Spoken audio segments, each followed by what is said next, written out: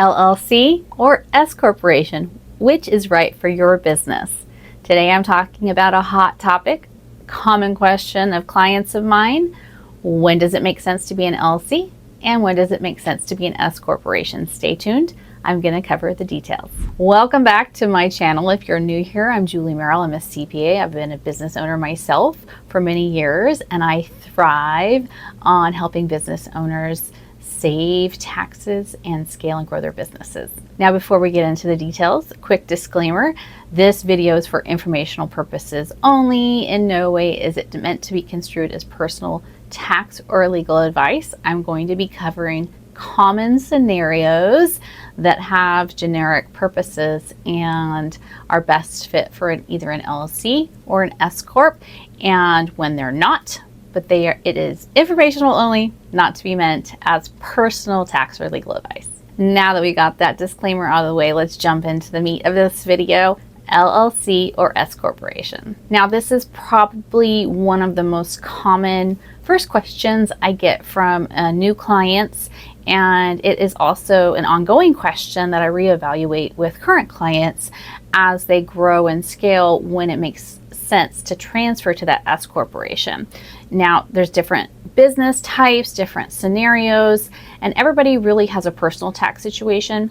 So to cover this topic, I found that it would be best just to give you some generic scenarios that are the most common amongst my clients and whether each of those scenarios makes sense to be an LLC or an S Corp. When is it great to be an LLC? And just as a reference, LLC is short for limited liability company.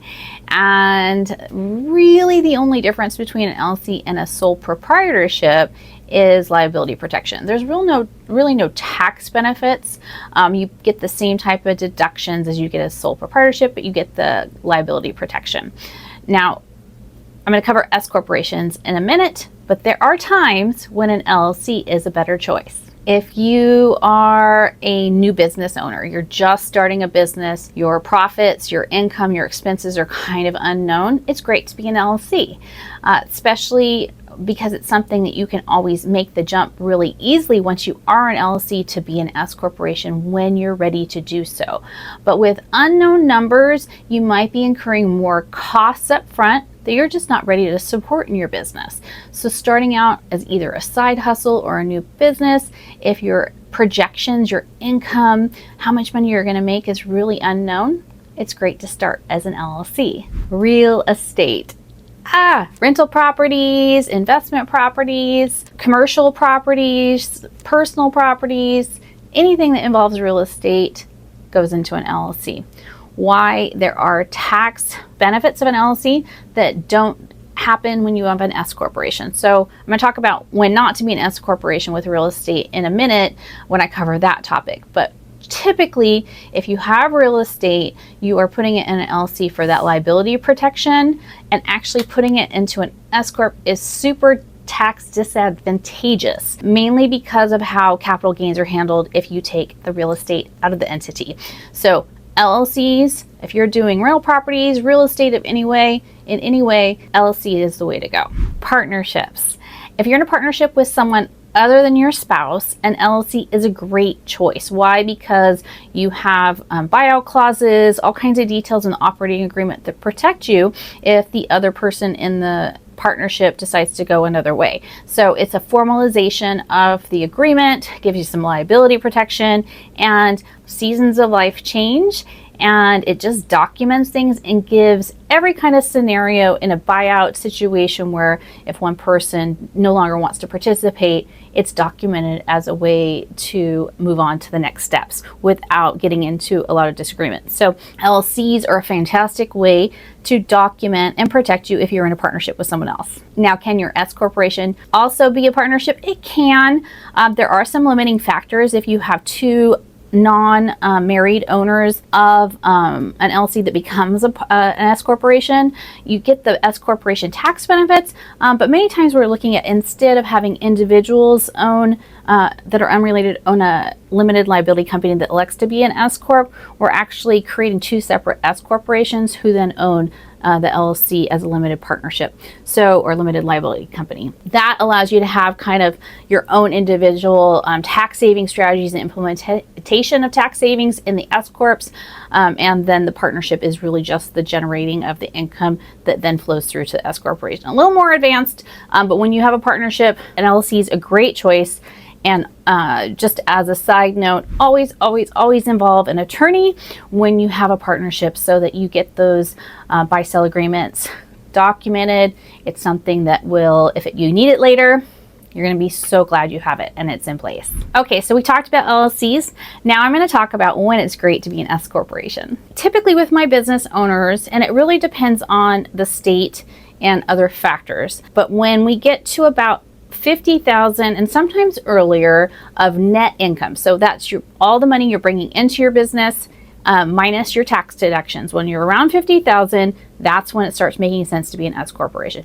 Why not earlier? Because there's more cost and admin involved in having an S corporation versus an LLC, and the tax savings that you're going to get if you're making under 50,000 typically is going to be offset by the costs involved. So you're not going to really get the ROI from becoming an S corporation until you're above that 50,000 mark. Now there's some various factors with different states and how state taxes work where that number can shift a little bit. But as a general rule of thumb, that's when I'm really starting to talk to my clients who have LLCs to maybe it's making sense now to become an S corporation when we're starting to make 50,000 net income and above. Now, there's certain individuals who cannot operate as an LLC. So if you are a professional licensed individual in your state, like me, I'm a CPA, doctors, if you are a psychologist, a therapist, you have a state license. Depending on your state, you may not be able to actually operate as an LLC. Some states have a professional LLC, a PLLC. Many times we're setting up a corporation, a professional corporation that is has additional kind of requirements and compliance for that licensing, and then we're electing S corporation status for those entity types. So if you are in one of those regulated industries where you have a professional license in your state, you just want to make sure that you can operate as an LLC, and if not, we can always then go to the C Corp electing S corporation option, and then you can operate as an S corporation within that professional license. So what if you are a company in California and your net income is below 50,000, but you're generating a ton of sales and you just have a lot of costs? So let's just say you're generating 750,000, but your costs are like 720,000. Your net 30. I have seen this happen. Sometimes it's when you're buying products and then you're just kind of reselling them off to your clients. What that does in California specifically, and this is kind of state specific, and that's why I mentioned earlier that sometimes the state really also has a big factor on when this makes sense or not. California specifically has an annual fee for LLCs. The minimum is $800, but then they have this extra surplus tax fee, if you will, based on gross receipts. So even if your net income's 20,000, 30,000, but your gross receipts, your gross income that you took in before you took any deductions or write-offs was above 500K, $1 million, I believe the next one's 5 million, you get a surplus. So you could be paying an extra $6,000 a year if you are subject to this LLC gross receipts fee just to exist and do business in the state of California. So if you have so a company that has high gross receipts in the state of California, even if their net income is below 50,000, they might be considering becoming an S corporation just to avoid that gross receipts LLC fee. Now, I'm a huge fan of S corporations. I find that there's so many different tax strategies and benefits and ways that I can help my clients really save a lot in taxes and grow their wealth. But there's certain situations where an S corporation is not a good fit. So I'm going to talk about those now. Let's say if you're starting a company or you're part of a company and you're in the setup phases, but your goal is to get venture capital investors involved. They're going to want a C Corp. A C Corp is set up specifically for them. They're going to want preferred stock so that there's preferred and common stock, And there's many other factors involved that a C Corp is really set up for that type of company. If you're going to have employee stock options, so you could technically do that with an S corporation, but here's why I don't think it's a great idea. When you are an owner of an S corporation versus giving out employee stock, I would want to have two types of stock. I would want to have preferred stock and common stock. And so you can do that in a C Corp. C Corps, again, that's what they're set up to do. They're a little bit more admin, they're a little bit more cost, but that is the main feature of them. And we're looking at S Corp or C corporations when we're doing either like stock options, employee ownership, or venture capital investors. S corporations, you can watch another video where I have, or a blog where I have the rules on them, and it is one type of stock. There's no common stock, there's no treasury stock, there's no preferred, it's one type of stock. And when people own a percentage, they own the same percentage, same voting rights across the board. So you don't have that segregation of ownership that you do in a C Corp. So going back to that investor, if you're getting VC funding, or if you're looking to do employee stock option pools, that's really a C corporation. Okay, what about side hustles? I kind of mentioned this earlier. And I do see this happen where everybody's heard about S corporations, and so they start an S corporation from the beginning and they're not making a lot of money. Until you know you're making money, kind of going back earlier in the video when I talked about LLCs, an S corporation might not be a good fit for you yet.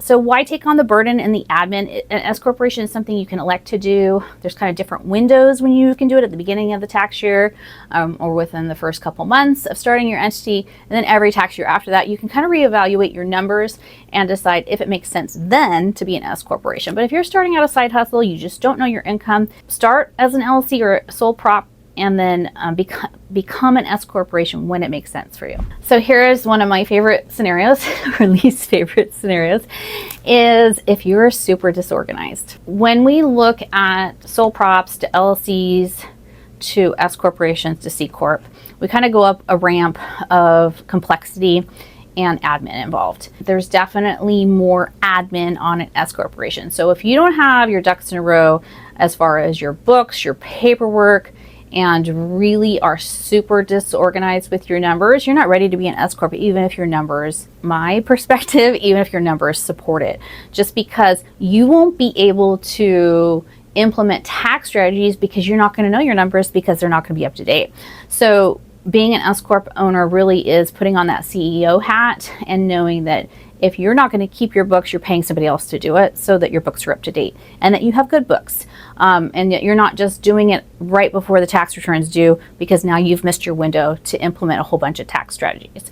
So being organized and being ready to take on the role is, I think, super important for S corporation owners, because not everybody's ready for that. What if you got a big payout, the idea has come to you or it's been told to you that an S corporation is a great way to open a business, roll some money into it, and then close it. So if you don't have the goal of having longevity in your business and having a long-term entity, you want to open S Corp, deduct a bunch of stuff, and then close it, that's a big flag, and it's not recommended.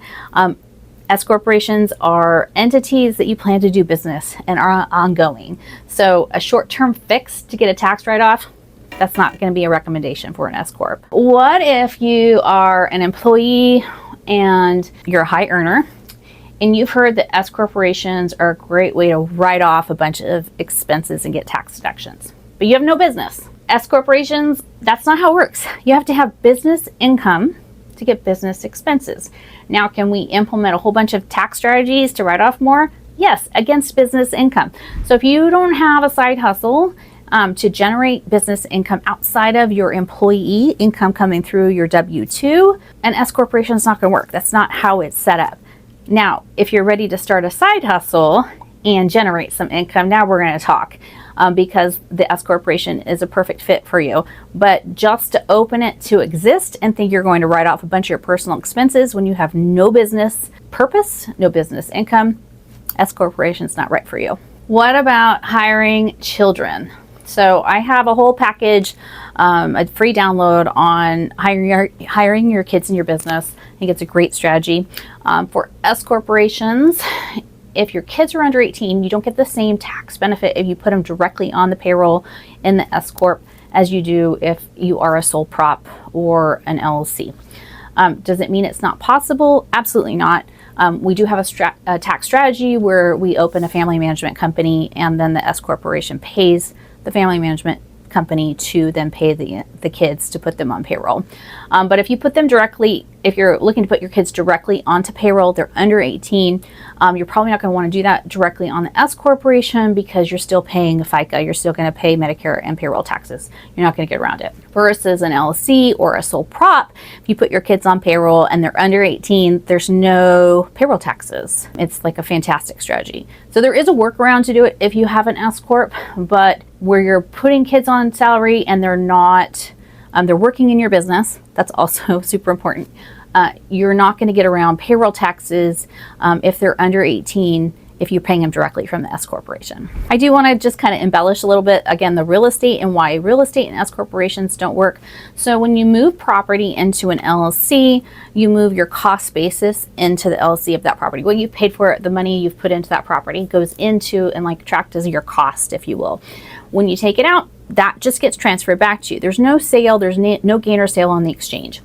If you move property in and out of an S corporation, there's gain or sale. So even if you're the only owner of the S corporation owns a property, a rental property, and you want to transfer the title to you individually, it's now a transaction, it's now a sale. There's a gain or sale on that transaction, even though you're the owner of the property and the owner of the S corp. Typically, we're like, no, there's very few situations where maybe you're flipping properties that real estate and S corporations actually go hand in hand. Generally, you got real estate, it's going in an LLC. Now I've covered some kind of generic scenarios in this video, and there's no one size fits all for tax strategy. It is something that we work with each of our clients on individually to see what their personal and financial goals are in tax planning sessions. And if that's something you're interested in, I do have a link below where you can book a free discovery call and see if we're a good fit to work with you on that type of strategy session. We do work with financial advisors and attorneys. I'm a CPA. Finding that right trio balance kind of to have in your back pocket is the magic formula that really gives you all the different avenues of asset protections, retirement planning, and tax savings kind of in your back pocket. So we would be happy to help you out with that.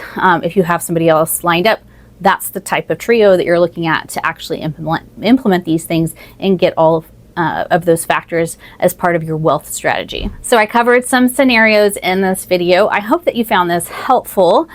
There is a link below to a calculator that I really like. It's not on my website. It's on somebody's website where you can actually input the state and the income levels that you project for your company to see what the tax differences are between an LLC and a S corporation.